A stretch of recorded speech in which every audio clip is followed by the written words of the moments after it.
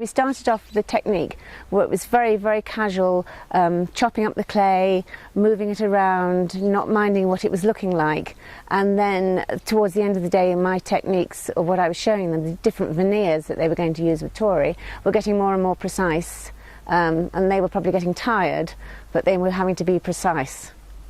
Tory's class area, she's taken what they have done with me and done it into what they wanted to do, like boxes and bowls and pendants, and it's been fabulous. The Midlands that's the middle area of the UK, they are very strong on miniaturist work, which is like doll's house pieces, which are 12th scale, and they do like fruit and vegetables and meat and things like that, and they're brilliant at it.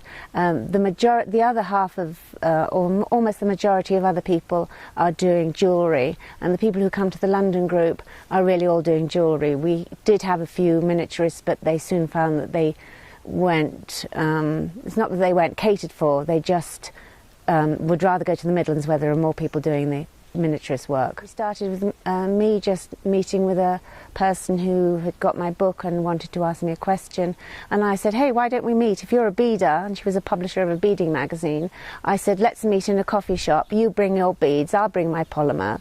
And we met, and over coffee I wowed about her beading and she wowed about my polymer, and I said, I think that this is the first meeting of the London Polymer Clay Group.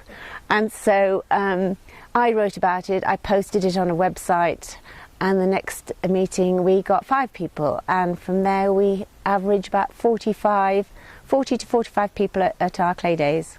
The first person I ever, when I saw polymer, it was at a bead fair, I was looking for interesting beads for my knitwear, and I saw the British Guild had they were demonstrating, they had some necklaces and some beads and some books, but they weren't allowed to sell anything.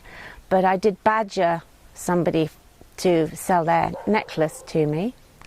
And by the end of the day she said, oh, okay. So she sold me that. And the girl who was doing the little tiny beads, I bought a class from her, and that meant going up to one of the towns in the UK, and I had a one-to-one with her, and we learned how to do swirls, because she was brilliant at swirls. And then the next day I bought my pasta machine and my oven, and gradually my knitting machines were put away one by one. I had 5 on the go, because that's what I did for 20 odd years. And my knitting machines, each one got packed away, and polymer took over.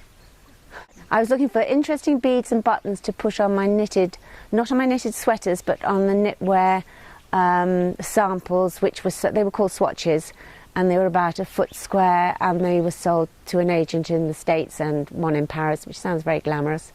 And I was really an ideas person. They just needed lots of ideas which they used with their designs, and that's where I was wanting interesting beads for women's wear.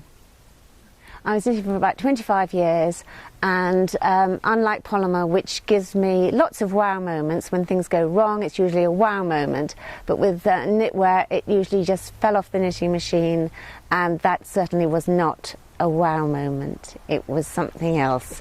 And then it all had to be hooked back onto the knitting machine and carried on. But it wasn't there were no moments where I thought, oh, look what the machine's done for me.